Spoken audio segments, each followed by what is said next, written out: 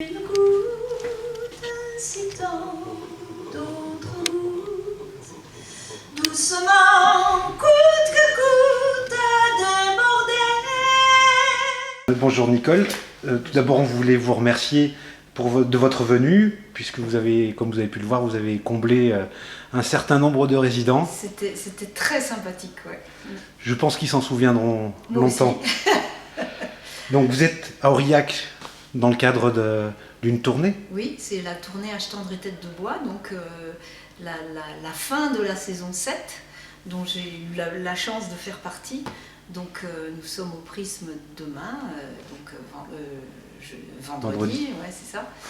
Et puis on termine samedi à Roanne, voilà. Et donc c'est vrai que lorsque j'ai su que j'allais faire cette tournée, qui a une logistique extraordinaire, eh bien j'ai eu envie de faire une tournée parallèle à ça. C'est une tournée parallèle un peu particulière. Ah oui, complètement particulière. Donc j'ai créé une association qui s'appelle Jacaranda, du nom d'un magnifique arbre qui est symboliquement l'essence de la vie et qui est donné comme un arbre très généreux parce qu'il a deux floraisons dans l'année.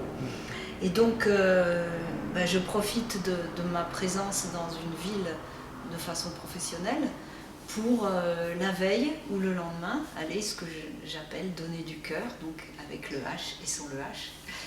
Et donc j'en profite, il y a deux objectifs, c'est bien sûr d'aller porter le chant dans des endroits où des gens n'ont pas forcément la possibilité de se déplacer au concert.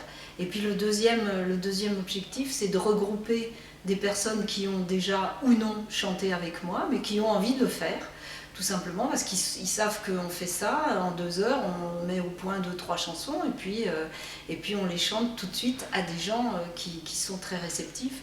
Donc c'est double gagnant.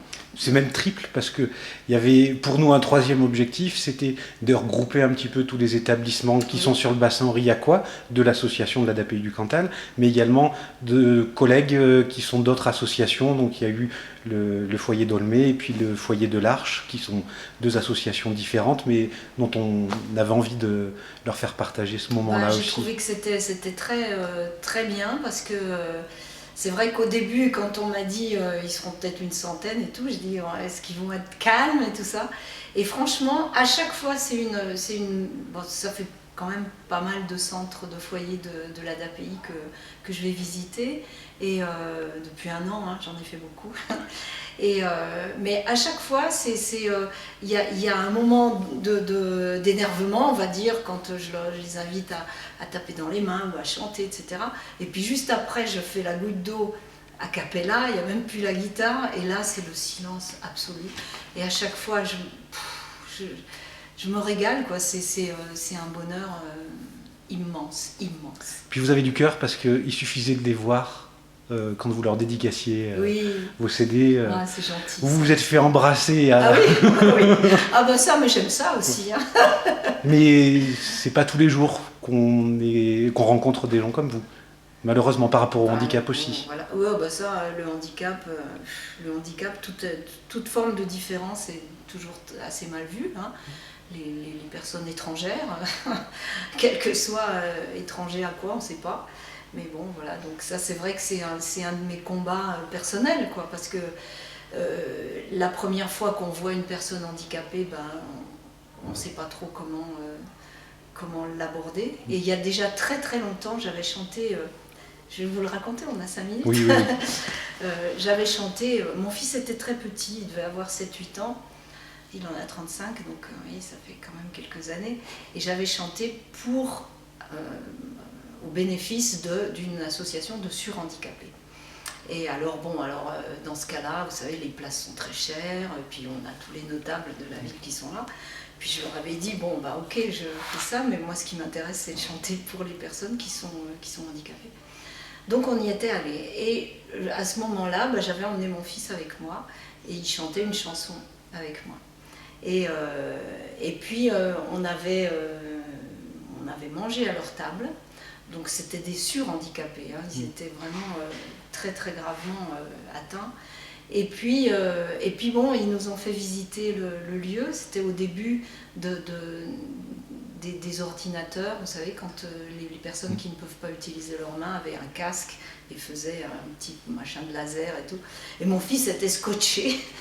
Et quand on était ressortis, il m'a dit mais en fait, maman, ils sont comme nous, sauf qu'ils ne sont pas comme nous. Et j'avais trouvé ça, ce mot d'enfant en fait, mais qui était tout à fait logique. Vous n'êtes pas comme moi, hein. Tout à fait. Moi je ne suis pas comme vous non plus. Ben voilà. Donc on est tous différents et on a complémentaires. une façon de fonctionner différente, mais quand on parle au cœur, on est vraiment tous pareils, quoi. En tout cas, on voulait encore vous remercier. Vous avez prouvé votre générosité, tout le cœur que vous avez mis pendant cet après-midi, donc ça sera un beau souvenir pour tous les résidents. Encore merci beaucoup. Pour moi aussi, et je vous embrasse, et continuez, puis me lâchez pas. Parce à bientôt. Oui, allez voir souslejacaranda.fr, c'est le site de l'association. Et de cette année, donc ça fait 1 an qu'on a créé l'association, je pense qu'on a visité une 50aine de lieux, quoi, à peu près. Donc voilà. Merci beaucoup. À bientôt. Au revoir. Au revoir.